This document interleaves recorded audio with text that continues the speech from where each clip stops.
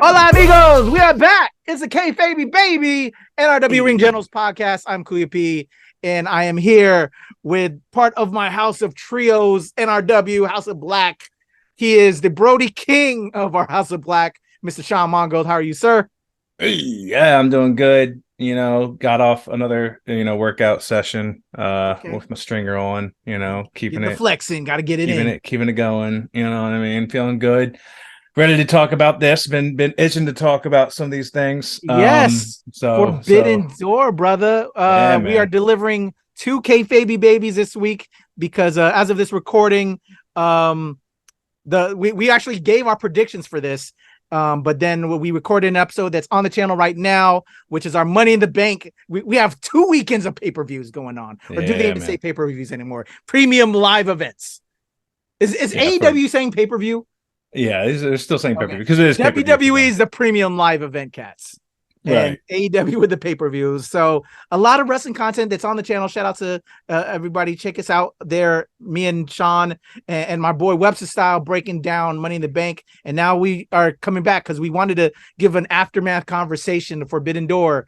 I will readily admit, as if you've been watching the past episodes, I've been very busy, got family in town, got a lot of stuff happening. So my man Sean's going to lead me through what I've been missing. Cause man, I feel like I've missed out a lot. But I love AEW, love WWE, but there's a lot going on. Can't wait to dig in. And I feel like it's going to be such a great time when I actually sit down and binge. And I'll probably have to text Sean as well as Eldon, be like, yo, that shit right there, son. Yeah. Anyway, let's talk Forbidden Door. I know my man Sean was seeing it. I started to see the texts coming in a little bit, but then I think he slowed down because I think you probably felt, he's probably not watching this, or he's not responding, not wanting to spoil. Maybe, I don't know.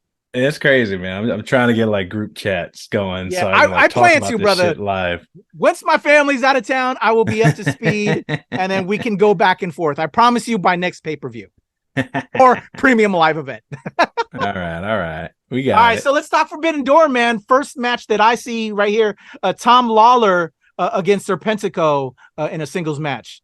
What did you think of that? I actually did not see that one. Okay, so apparently there was some prelim stuff before the actual show started, leading up. So, yes, apparently Tom Lawler defeated Serpentico by pinfall. What are your thoughts on that, though, in regards to Tom Lawler? So I think that was Tom Lawler was supposed to fight Adam Cole, if I recall, and Adam Cole got injured. Yeah. But I didn't know that they gave Tom Lawler a match because I thought the only pre-show thing was Mogul Embassy versus that's next on the list. Chaos. Yeah, it happened right before the Mogul Embassy match. Really? Oh, yeah. I do not. And apparently it only lasted 4 minutes and 10 seconds. I mean, yeah. I mean, they want to make Tom Lawler look fucking over, and I mean Serpentico. I mean, they always fucking make him do squash shit. So I mean, he always gets squashed.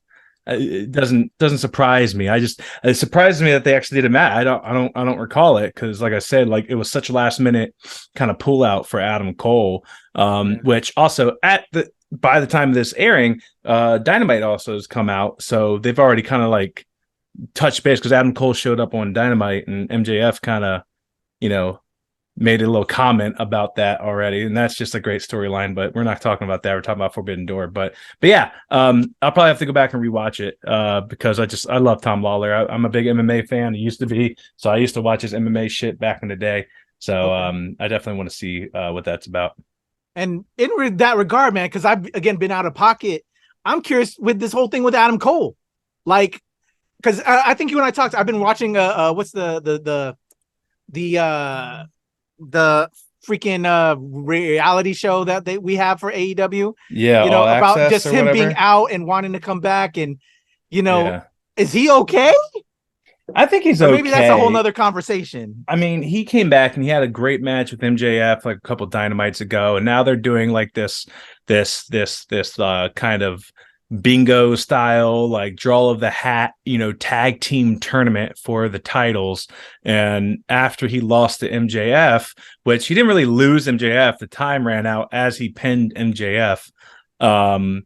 and they're just like really great on the mic together. Like they're working together now, and now they're like the first like pull from the hat team that they're throwing together. So now MJF's doing like the hey buddy, come on, and like on Dynamite he pulled out. He was like, "Yo, I also got merch just for us, and it's I'm better than you." And like it was a shirt that in Adam Cole's lettering said, "I'm better than you, baby." And he was just like, I got this approved by Tony Khan. So he's doing like the really goofy buddy thing that he did with Sammy, but with Adam Cole. And it's really, really great. You will love it. You have to watch this Dynamite because Roderick Strong came up, was talking with Adam Cole, and MJF comes up and was like, "What's up, generic white guy?" Talking to Roderick Strong, and I fucking died. Wow. It was so funny. But yeah, it's just that's a great angle. And it's a great. Both of them hate Tony Schiavone, which is great.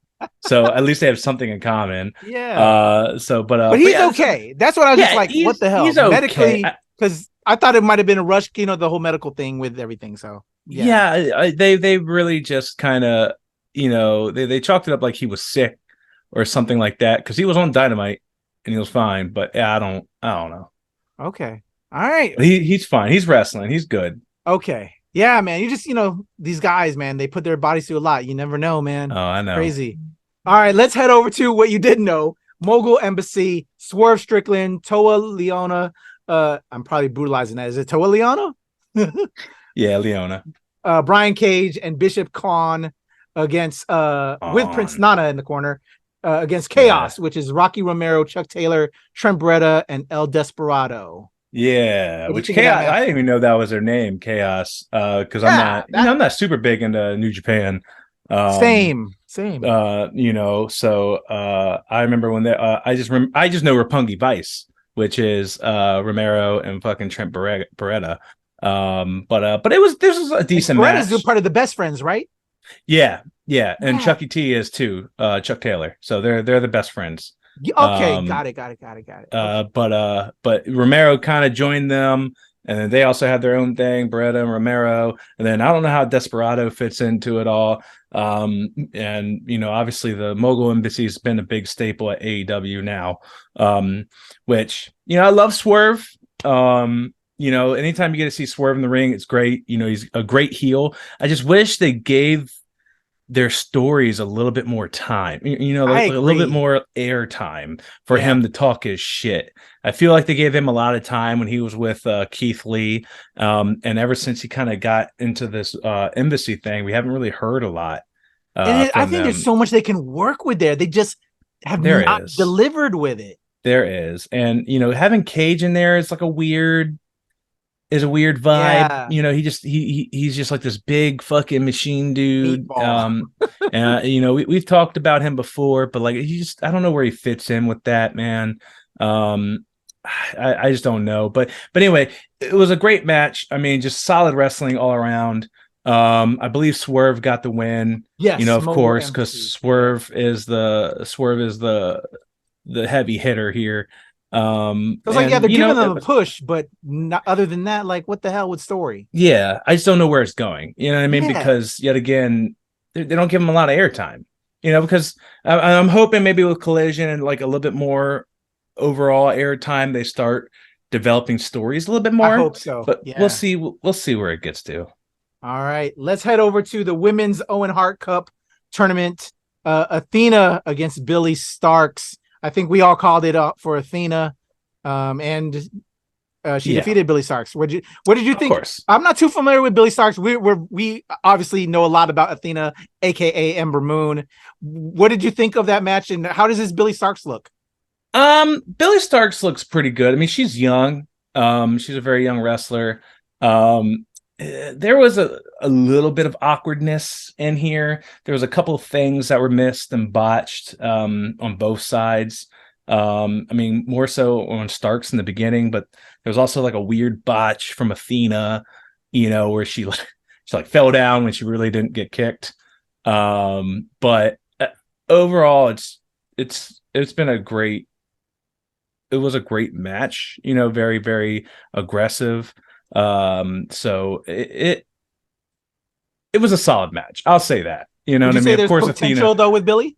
Do you think that push by having her face Athena? Because that was a big spotlight.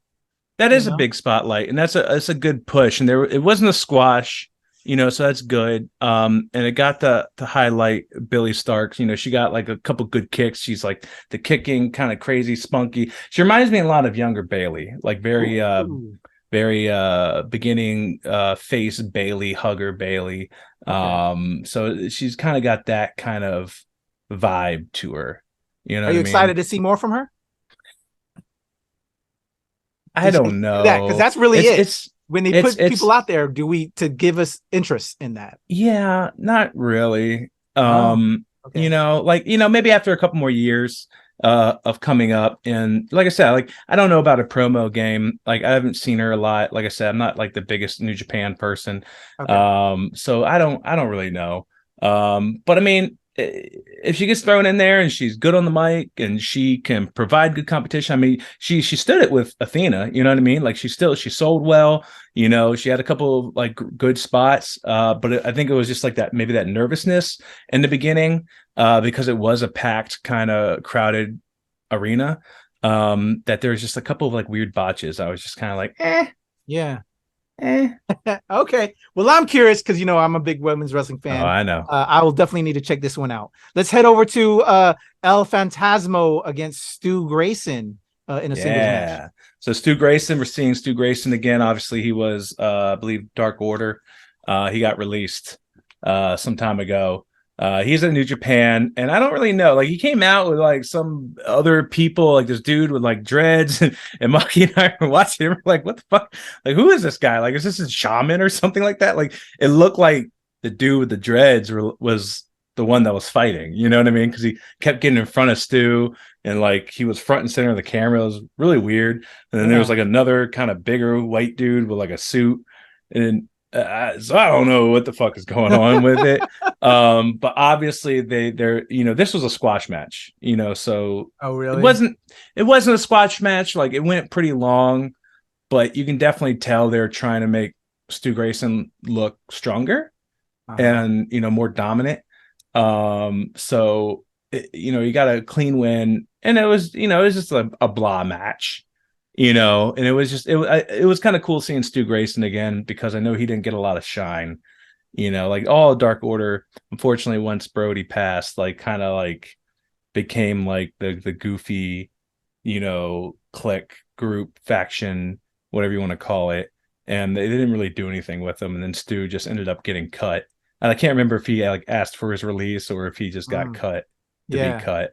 But it looks like he now has his own thing in New Japan. So maybe he's hoping like he's actually like getting what he wants out of it. You know what I mean? Gotcha. Okay.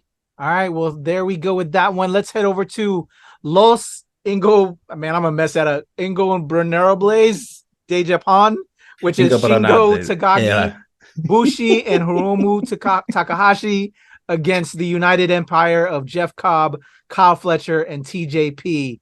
6-man tag team match. What did you think of this one? I don't know. I remember TJP. That was the one Filipino wrestler that used to be part of it. Yeah, and he has some problematic. Exactly. And I stopped wearing my TJP gear because I bought it because he's like super Filipino, and then he came out being an asshole, and I was like, fuck TJP. Yeah. He So yeah, and like really the only person I really know from Los Ignorables de Japan is Takahashi. That name I don't really know. Yeah, Takahashi is pretty prominent in New Japan. I don't really know. I mean, I know Bushi too. I don't really know Takagi. But United Empire, of course, that's what you call it's old boys, Will Ospreay's faction. You got Jeff Cobb in there, so Jeff Cobb's a recognizable name. Kyle Fletcher, of course, is OG United Empire, and then TJP is kind of like, they kind of brought on like these kind of like hangers on, like not the true members of United Empire, but they started like bringing like all these like kind of things. It kind of became like the Bullet Club, essentially, like just a larger faction, which a bunch of like kind of like pulled off, family tree, like distant relatives kind of thing going on. This was an all right match. Jeff Cobb is just like a force to be reckoned with. You know what I mean? Like Bronson Reed, kind of like Jeff Cobb is that like hefty fucking, Hoss kind of dude. And he's just dominating, like he's just a dominating force. But of course they didn't get the win. Los Ignorables got the win. And there was a couple of cool spots. There was I don't know. It was just a regular match, in my opinion. Match. I don't know if this was like some kind of story that built up or not. This is all very New Japan. Both of these factions are New Japan, not so much AEW. So I don't. Okay. You know what I mean? Like I don't really have that much to say. Except they didn't blow you away, because the whole intention of Forbidden Doors to introduce New Japan to AEW people yes. and vice versa. Yes. So. And this just, did not. Okay. So, I give it a solid kind of C. But yeah, I mean, like I said, the one thing that stood out, of course, is Jeff Cobb, man. He's just that dominating force. You'd like to see more out of him. Oh yeah, definitely. Okay. Just some good old house matches, man. Just meat men slapping meats is great. I love it. I'm with you on that, and I agree. All right, let's head over. I think this is where like the pay-per-view now started, if I'm not mistaken, with MJF against Hiroshi Tanahashi for the AEW World Championship. What did you think of this one, man? The Devil. Man, this was great. Tanahashi is a legend. Yeah. And of course, everything leading up to this, MJF was just like, oh, I'm not going to show up. Blah blah blah blah. And he pretty much got goaded into showing up from Adam Cole, which was like the Dynamite before when they got announced to be like tag team partners. He was just like, oh man, like, what are you, a coward? He just like kind of like, like egged him on and kind of got him to like, I can beat him. Like he's a washed up has-been, blah, blah, blah. Like, the match is on. Like I'm going to kick Tanahashi's ass and blah, blah, blah, blah. So it was great leading up to it. And it was a good match. I mean, Tanahashi is up there in age, but he definitely held his own against MJF. And, like it was a decent bout. I mean? It wasn't MJF's best, because, he hasn't really wrestled Tanahashi before, so their chemistry probably isn't the best. But there was a couple cool spots. Yeah, there was a couple. There's a little bit of submissions here and there. But of course, MJF took out his ring and fucking, which we predicted. Yeah, we knew they weren't going to let MJF lose the belt. No. Obviously, no. Well, they weren't going to lose the belt, and that's like the other weird thing. Like Maki and I were talking, it was like, we know none of the belts are going to really change like, you know what I mean? Like they're not going to let someone from AEW win a New Japan belt and vice versa, especially since Willow already kind of has a New Japan belt and Willow is AEW. Like they weren't going to do it. And also, Kenny had the IWGP US championship as well. So that was the only one that could possibly go up. In my opinion. So of course he wasn't going to lose, but of course they weren't going to give him a clean win over Tanahashi. I mean, Tanahashi is such a prominent wrestler, you know what I mean? Like, and a prominent wrestler for New Japan. Like they weren't going to let him lose clean. So we knew that. I think we all predicted that. Yeah, you definitely predicted that. But yeah, it was great. It still served to be a great match. And entertaining. Yes. All right, I dig it. Let's head over to the Men's Owen Hart Cup tournament. First round match, CM Punk against Satoshi Kojima. And I think we predicted this one as well. We definitely did. I mean, they weren't going to let, Punk lose. Just period. We have Collision now. We can't do that yet. Exactly. And this was like, I think CM Punk's like second appearance. I want to say second or third appearance on TV since coming back. And just like hearing the reactions from the crowd is just so interesting. So tell me about that. Because I didn't see it.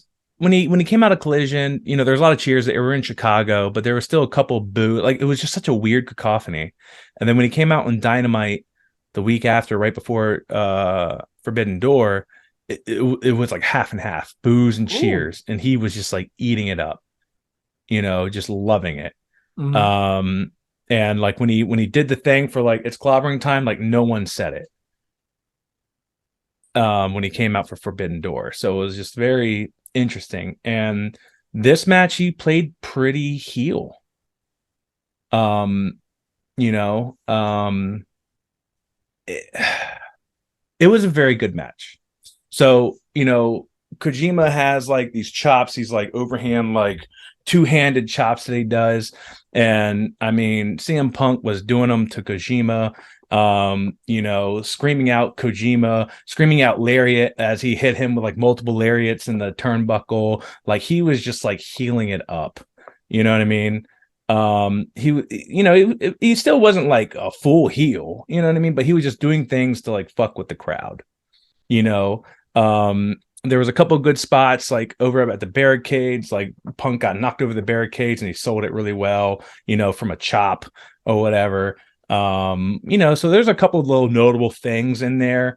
And, you know, Punk just, you know, like is looking good, you know, in my opinion. Of course, people are going to attack him for being, you know, 40 and, you know, he's not in the best shape. The same people who attack Adam Cole for like not being like this buff ass fucking Brian Cage or Austin Theory looking motherfucker. You know, people do the same to Punk. But I mean, Punk's always looked like this. You know what I mean? So I don't know why people are coming for him for shit. I saw that online. And they call him soft and all that, and here and there. Yeah, and I'm just like, dude, like, what the fuck? Like, this man trained in MMA, like, you know what I mean? Like, yeah, he didn't win his MMA matches, but like, he trained in MMA, like, he trains his ass off. Yeah, you know, just some people are just, you know, predisposed to like not gain all that muscle. Yeah, you know, like, who the fuck cares? Like, he's still out there for 20 minutes wrestling, sweating his ass off, taking chops, taking fucking slams, taking bumps. But yeah, I mean, this was a good match. I mean, not match of the night, you know, but it was still a good match for Punk to come out. And, you know, like I said, it really, I think he's enjoying himself because especially with the reaction he's getting from the crowd, it's just so, because he doesn't give a shit, right? Like, he's been heel before. Mm-hmm. You know, he truly, I don't think, cares as long as he gets some kind of over. Yeah. Yeah. Whether it's heat or cheers, he doesn't give a fuck. Like, he fucking loves it. Because, like, I think at Collision, he also did like the fucking leg drop. Like, he did the fucking Hulk Hogan taunt and leg drop just to fuck with the crowd. Yeah. Like, he's literally, I think, enjoying it and just kind of going all out. And I think, I can't remember if it was at Forbidden Door or at Collision, but he ended up at the end of it walking back to the Titantron, the Jumbotron, and he was about to go to the left to exit, which is the heel exit and entrance, and then he stopped and turned around and he was like, and then he went to the face one. He went to the right side. So it's just, there's really fun, like, subtle things that are being thrown in there that real fans appreciate. Yes, and respect. I dig that. Exactly. So, all right, let's head over to Orange Cassidy against Zack Sabre Jr., Katsuro Shibata, and Daniel Garcia for the AEW International Championship. I'm seeing who won. You can go ahead and talk on it because, you know, I had called for somebody else and it didn't happen. So yeah, so I mean, I knew Cassidy was going to win. Like we just said, no one else is grabbing this belt. Yeah, from AEW and Orange Cassidy. Like, he's just so over. I think he's like one of, you know, the John Cena. Cool stick. AEW. I ain't gonna lie. Yeah, he's a really cool stick. And like I said, there's a couple cracks in, you know, his character, especially leading up to this with Shibata, which is really good. I mean, this was just an overall great match. I mean, you have, you know, Shibata, who's a great wrestler. You got fucking Danny Garcia, which, you know, Danny Garcia is a good wrestler. Yeah. But he's also just entertaining. Like, he's so stupid and goofy, like the dance moves, the, like, you know, just He's so fucking ridiculous. And I think this match kind of needed that because the other three are, well, two of them are super serious. Orange Cassidy's serious, but he still has his gimmick. And then Daniel Garcia is kind of like the goofy, like, sports entertainer kind of guy. But just like the groundwork and everything, especially when you put, Zack Sabre Jr. in it, like even Shibata was showing off like some good groundwork and like transitions and fucking submissions and things like that. But it was a great match. And I forgot how it ended. So I mean, I don't really, I think they like met in the ring at the end of it after Orange won, and they were like arguing about their championships or something like that. But not, I can't really remember a lot about it because I've watched so much other wrestling since then, so it's kind of like because I just watched Orange fight again at Dynamite, so that's what's like in my head right now. Okay. So it's just so there wasn't like storyline type stuff that kind of could have built out from it or continued into Dynamite. Yeah, him and Shibata. So it's like kind of like a love-hate thing. Like they respect each other, but also Shibata, both of them had their own, championships, but like they're going back and forth with it. And I think maybe like, eventual lead up to something else down the line. Yeah, maybe, because they tagged up again on Dynamite. It was him, Shibata, and someone else. Keith Lee, which was interesting. Or no, it wasn't him. I lied.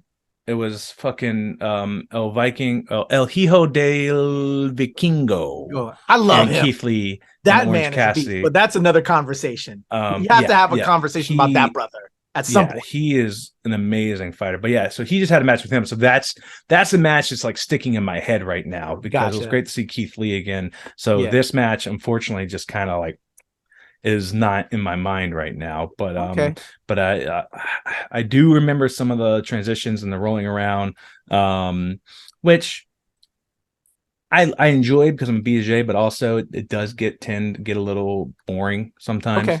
But yeah, I mean, still, I remember it being a good match. There wasn't very big highlights. Okay, no worries. Let's see if this one pulled it off for you. Was for the IWGP World Heavyweight Championship. I'm talking about Sonata, the champion, against Jungle Boy Jack Perry. How was that match, man? Did Jungle Boy, young man who's trying to now do the singles thing, how was this for him? Was it a showcase at all for him? So it was a showcase. It was a good match. It was a decent, good match. A bunch of them, like they went back, Jungle Boy tried to use Sonata's like signature move. There was a bunch of submission holds and things like that, trying to get each other to submit. So, I mean, there's a bunch of good chops. I mean, Jungle Boy's looking better and better. Trying to show himself as a singles cat now. Yeah, a lot of this got overshadowed because the match kind of ended abruptly in a weird way. Like Sonata hit like a moonsault, which was a little surprising because that's not his signature. Okay. So there's speculation on whether or not Sonata was injured or what have you. But also what happened at the end of the match kind of overshadowed the whole match because Hook was out there with Jungle Boy. And then when they kind of went, when they were walking up the ramp, Hook was like, oh man, like he had his FTW belt or whatever like that. He was like trying to talk to Jungle Boy and like, hype him up and like, oh man, it's all good. Like, don't worry about it. Like you'll get another championship and blah, blah, blah, blah. And, Jungle Boy kind of turned around and then grabbed Hook's arm and fucking laid him out with a lariat. And what? Fucking, yeah, man, he turned on Hook. Whoa. He went heel, and since you didn't watch Dynamite, he's like full fucking heel. He came out looking like Christian Cage, fucking jacket, fucking his music hit. He was like, cut that shit off. Like, I'm not doing that shit for you guys no more. My man came out and was just like, I'm banging the hottest bitch in this place, like full on heel. Whoa. I gotta tell you, I like that because to be honest, while that shtick was cool, it's played. Yeah. He needed something different. Yeah. So And I also I'm think all about a heel Jungle Boy. I'm also, because all the pillar, like the pillar, like because Sammy's like transitioning, I think, to being a face, they needed one of the other pillars to turn heel. That's not Okay. MJ, because MJF's always going to be heel. So Darby's forever a face, and now since Yeah, Sammy's turning to face, that you makes know, sense. so I think that it was his turn, and honestly, it gives him a little bit more time on the mic to heal it up, and it's easier to be a heel. I mean, look at Dom. Like, it's easy for Dom to be a heel. Like, people just fucking hate him. He barely gets on the mic, and he gets booed the fucking smithereens, and that's exactly what happened to him. So now him and Hook are going to go at it. And like Taz is on commentary and Taz is pissed off. Like Taz left the commentary booth after Oh wow. Jungle Boy attacked Hook here. So it's a pretty cool storyline. I enjoy it. This is what we wanted. Like Yes. Hook doesn't have a lot of promo work, but Yeah. they've been, Jungle Hook for a minute. So this was inevitable. So this is I like pretty that. interesting. Oh, I'm with that. I like that. I really like that they did that because Yeah. it's kind of stale. All right, Definitely, cool. you know, That and has me excited. I'm looking forward to that one. oh yeah. Okay, let's shift over to the 10-man tag team match. I'm talking about the Elite versus the Blackpool Combat Club with Hangman Adam Page, Matt Jackson, Nick Jackson, Eddie Kingston, Tomohiro Ishii, John Moxley, Wheeler Yuta, Claudio Castagnoli, Konosuke Takashita, and Shota Umino. What did you think of this 10-man tag team match? Yeah. So this was amazing. This was a great like storytelling, like of all the matches, this seems like the coolest one. This was great. However, it did not end the way I wanted to or predicted, and I'm still very salty and don't really understand why. Unleash your feelings, man. Unleash it. Tell us why. So, I mean, first of which, it was great. Like it the storytelling alone, like, you have Eddie Kingston there who hates the Elite, but he's teaming up the Elite because he fucking hates Claudio Castagnoli. He loves John Moxley. That's his friend, but he's mad that he's like letting and being with, Cesaro, fucking Claudio. Fucking Cesaro, fucking Claudio. So you have that. He brings in Ishii and Moxley have a history, so it's just a lot of history there. Then obviously, fucking BCC and Elite have been going at it for like a month or two now. And then also with Hangman kind of joining up with Elite again with the Young Bucks. So there's really good story here. And then also it's everything. It's like literally like, I think this match, because yet again, I watched Dynamite and they had another thing in there where fucking John Moxley fought Ishii, and then there was a bunch of shit that happened in Dynamite, so I'm getting some things kind of crossed over here.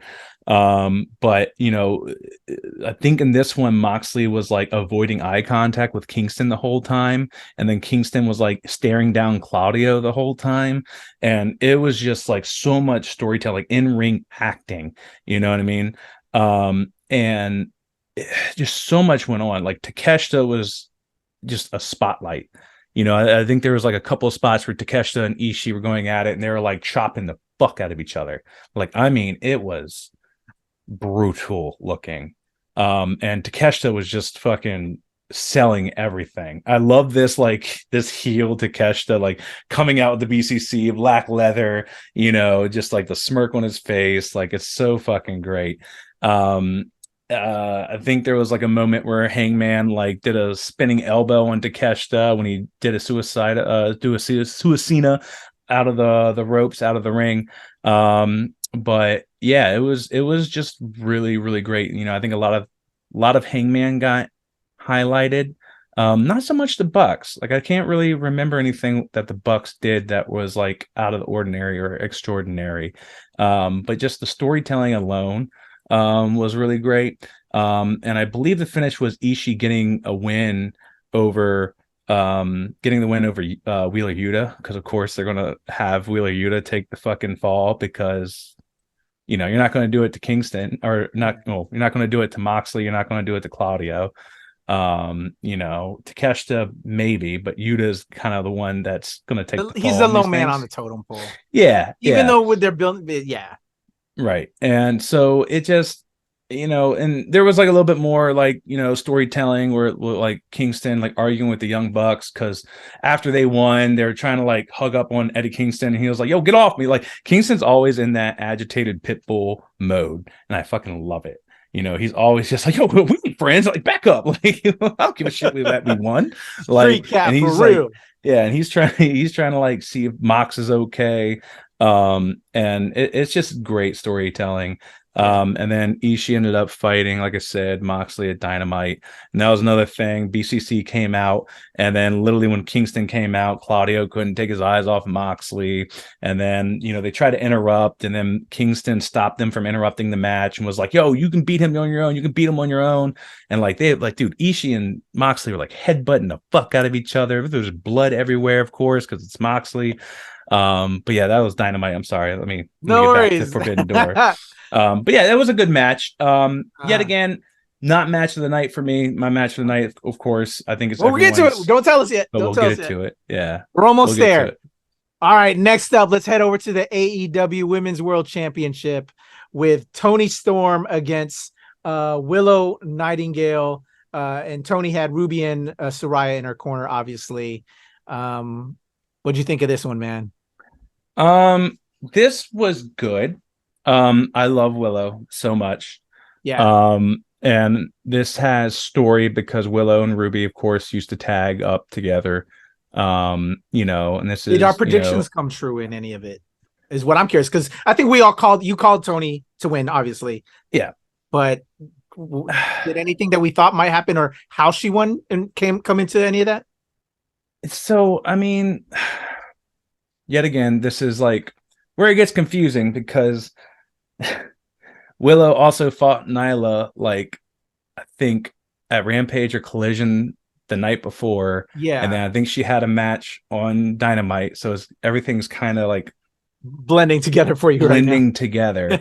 But I think it was kind of weird. So Tony's finisher is so whack to me. It's like a short pile driver thing. It's not this grandiose move. It doesn't look that spectacular. It looks like every other, like just like a boring ass move. And I believe she did something. I can't remember what she did. She did something to like that, not a low blow, but she did something like an eye poke or something. And then she hit Willow with it. And then she won the match. The only other thing I remember is like Toni kept botching a couple things here and there, which I love Toni.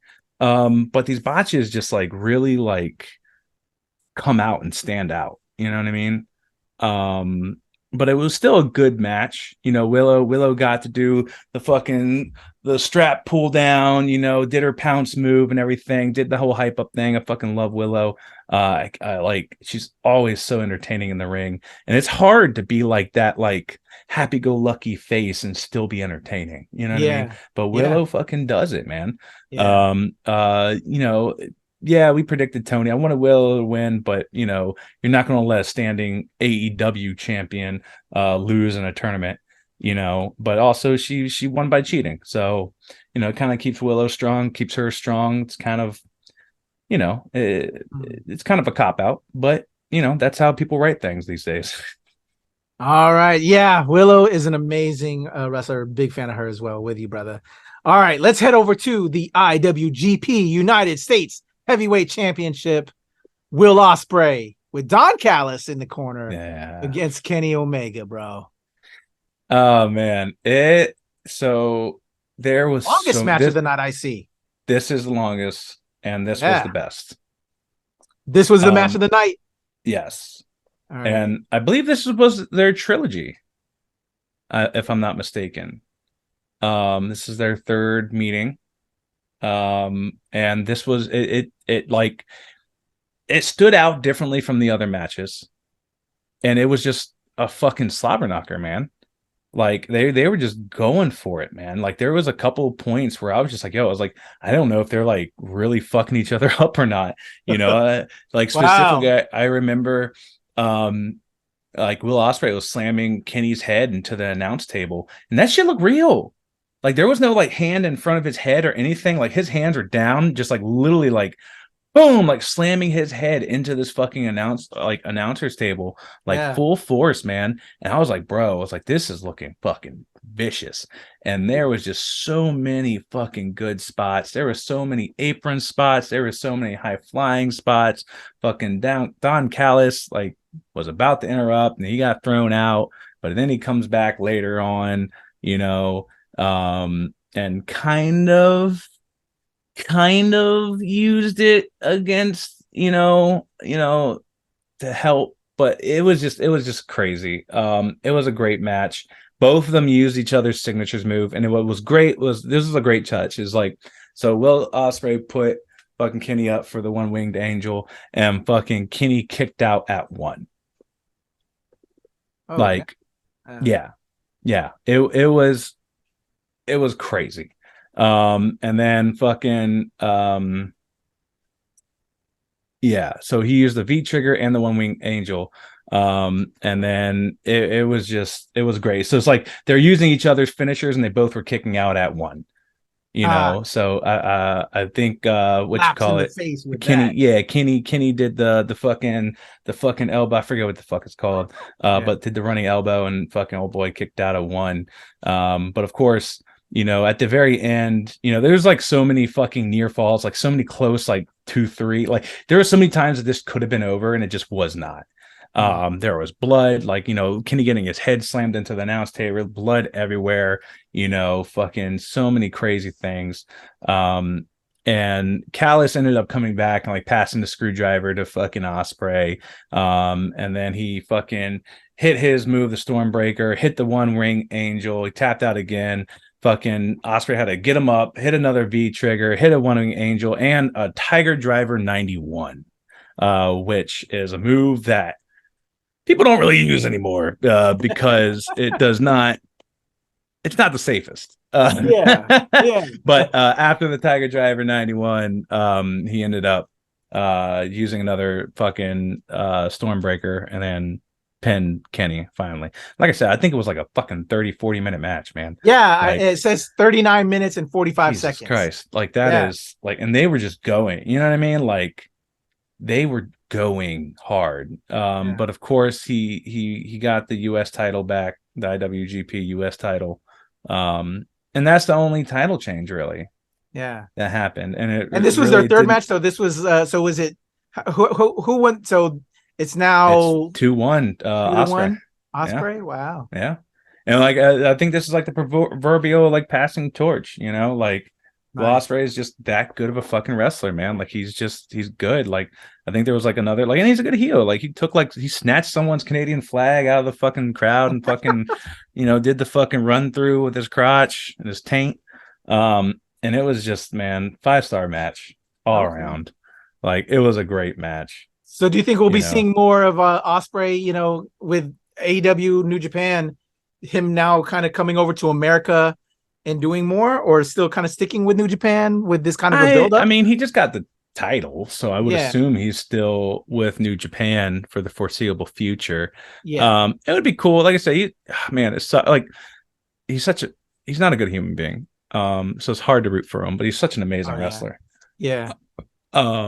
But and also Maki was just like, I just don't like him for his fits, and like this time around it was not a good fit. It was just a basic ass fit. Even Kenny kind of came out, he didn't really have a fit, so it was kind of lackluster on the fits this time around for Forbidden Door. So it was kind of it was kind of weird. I was expecting some like craziness, and fucking Kenny just came out with like straight leggings, no jacket, no cosplay, no nothing. I was just like, that's weird. Disappointing. Yeah.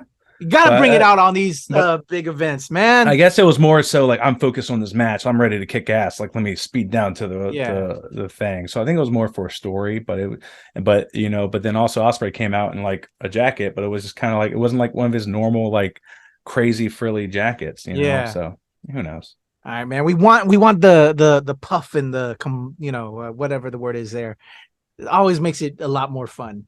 All right, let's head over to the final two matches. But that was the match of the night for you. But let's close it out with the 6-man tag team match. Sting, Darby Allin, and Tetsuya Naito versus La Suzuki Gods, Chris Jericho, Sammy Guevara, and Minoru Suzuki. Never heard of the La Suzuki Guys before. Were they on Suzukis? Were they on motorcycles coming out? No. This is Minoru Suzuki. Like, this is just them.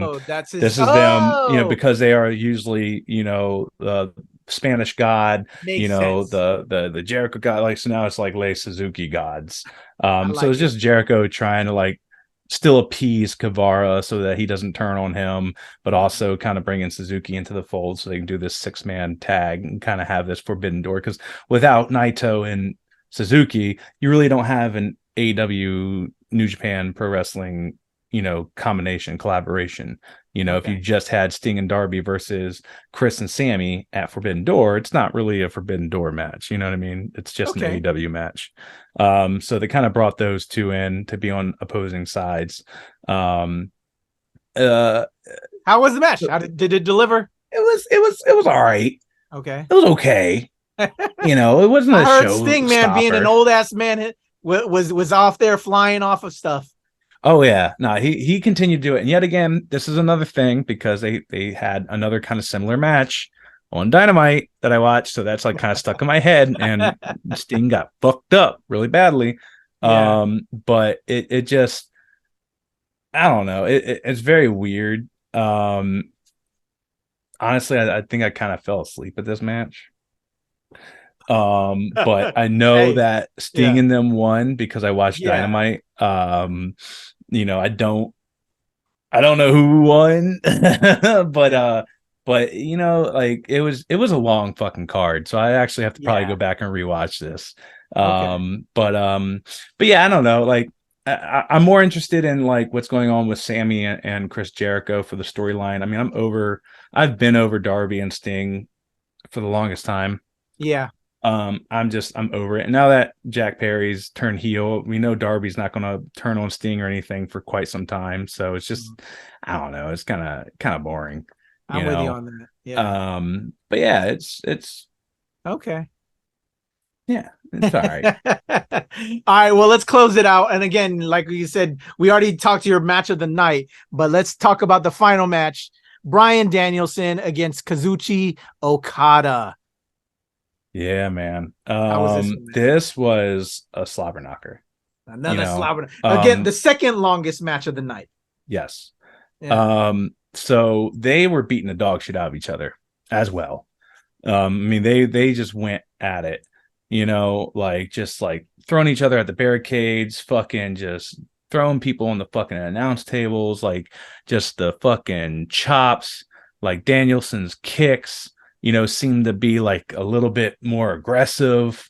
You know what I mean? So I don't know if this was planned. I'm pretty sure it was planned because I think, they don't, this is a dream match, so you have to put on. Yeah. Okada is just an amazing fucking wrestler. Both these guys were great. Danielson came out. I forgot what, man, he came out to the fucking song, The Final Countdown. That's what it was. Sweet. And people were like went ape shit for it. And it just, the crowd was fully into this. I don't even know how. Like this was like such a long fucking night. But yeah, it was just such a good wrestling moment. Like I said, there wasn't like a lot of big moments for me. But it was just solid wrestling through and through. And then I know now that at one point fucking Danielson broke his fucking arm. That's what I saw online. I did see that because Bree posted an X-ray. Yes. What and the apparently fuck? He was wrestling for like 10 minutes with it. Or maybe you sent it to me. I don't know. I don't know who sent it. I sent it to you. Okay. And he was holding his arm like this, but people like to sell injuries and shit like that. Yeah. But like he was holding his arm like this, even when he won, and he was like doing his yes chants. He had his one arm down like this, and he was just like, yeah. And he did the whole, I'm ready to kick Okada's fucking head in, doing like the little leg stomps that he does now while being with BCC. And I think eventually and this was what was weird, is that he submitted Okada, which I don't know. Usually if you want to make someone continue to make them look strong, you have them pass out. Yeah. But like he tapped. So Okada tapped out. So I think that kind of struck the crowd weird. It struck me weird. Because I was just like, whoa, that's did not see Okada tapping out. You know what I mean? Like even to fucking Bryan Danielson. But I mean, afterwards, like after a little bit, like people were going ape shit and like, just like fucking cheering them on. But I mean, people loved it. I mean, there was like a lot of fucking chants. This is awesome. A lot of fucking, just like holy shit chants. But yeah, it was an interesting match, and it was really, really fun. There was one other moment where like Danielson was like acting like he was having a seizure or like convulsing, and like they had to stop the match, and like the ref called over, but then like when the doctor came up, he got up and just like fucking sneak attacked Okada with like flying knee. Like, so I don't know if that's like when he broke his arm and he told him like, I think my arm's broken, but I'm still going to continue the match. I think that's probably what happened right then and there. But yeah, that's like one of the big things that spoke, like kind of stood out, because I was like, I've never seen, like, he was just like sitting there just like that's like crazy. Convulsing on the ground. I was like, oh shit, I hope this isn't real. Yeah. But yeah, it was, like I said, amazing technical match between Will Ospreay and Kenny Omega, and then this match, man, like it was just some damn good wrestling, some amazing dream matches right here. Some matches were kind of but a lot of them were just like fucking A's. So overall, a great event. Oh yeah. Yeah. Oh yeah, definitely so. I mean, we got the Jungle Boy turn. You got this fucking match with Danielson breaking his fucking arm and still submitting someone with a broken fucking arm. Yeah. Fucking Will Ospreay and Kenny going at it. Fucking the Orange Cassidy match, the Willow Nightingale match, and the MJF. The MJF Tanahashi was pretty cool.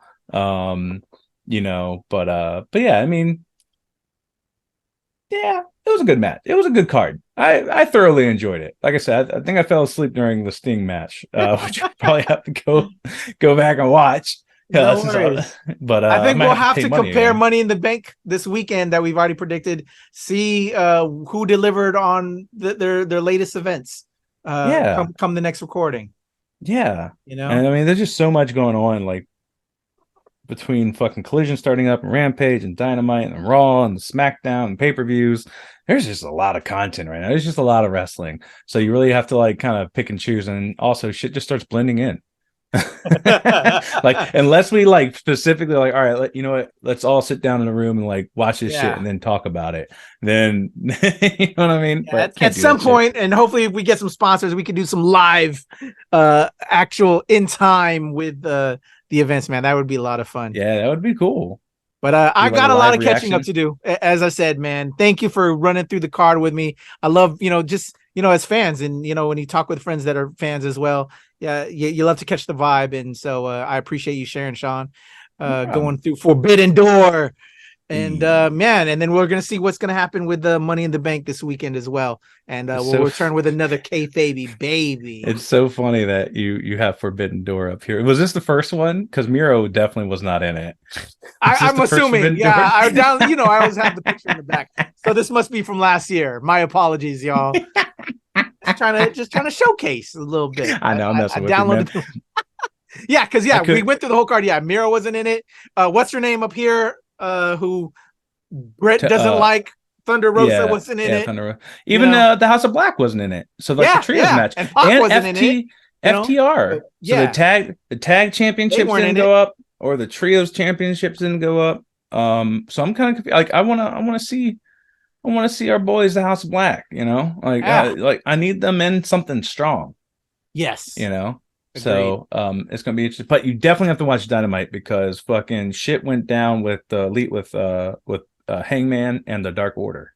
I'm curious. And then what really got me through this whole thing that we talked about was the Jack Perry turn. I love that they did that. Because, come on. Just Google, just like YouTube his like promo from Dynamite and you'll fucking die. I can't wait. It's fucking great. I can't wait. Good. All right, Sean, let's get up out of here. But before we do, obviously, if you've been watching this whole episode, Webster Style, much love to my brother over there. We did the Money in the Bank predictions the other day. That's already on the channel. Busy man. I think he's celebrating his birthday or something like that. So happy birthday to Webster Style. And he's enjoying steak right now. We have to go. Sean and I are going to have to go rough him up and get some steak too, because I need some steak in my life. But before we do that, Sean, tell him about the sequel, Shiver Me Tassels, and everything else you got going on, brother. So again, we do Nerdy Burlesque, aka Nerdlesque. We have a monthly review that happens at DC Brow here in the DMV area. If you're in DC, Maryland, Virginia, this is our second edition of Shiver Me Tassels. It's called the Sequel. Right here, it's our second one. And, you know, we always have people coming out and singing she shanties and shit. We make it very much like a con, like a convention. We have vendors and stuff. We have, you know, performers, sideshow, things of that nature. So it's such a fun time. This one's going to be July 22nd. Right here.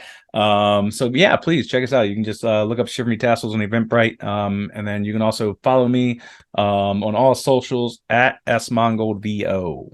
There you go. Holla at my brother Sean. Much love to you, bro. For me, it's the Legend Kuya P on Twitter, TikTok, IG, Hive, and of course here with Sean and Webster Style and the whole squad at the NRW Network Wednesday, where nerds rule the world. That has been another KayFabeyBaby NRW Ring Generals Podcast, and we are out of here in a 1, 2, 3.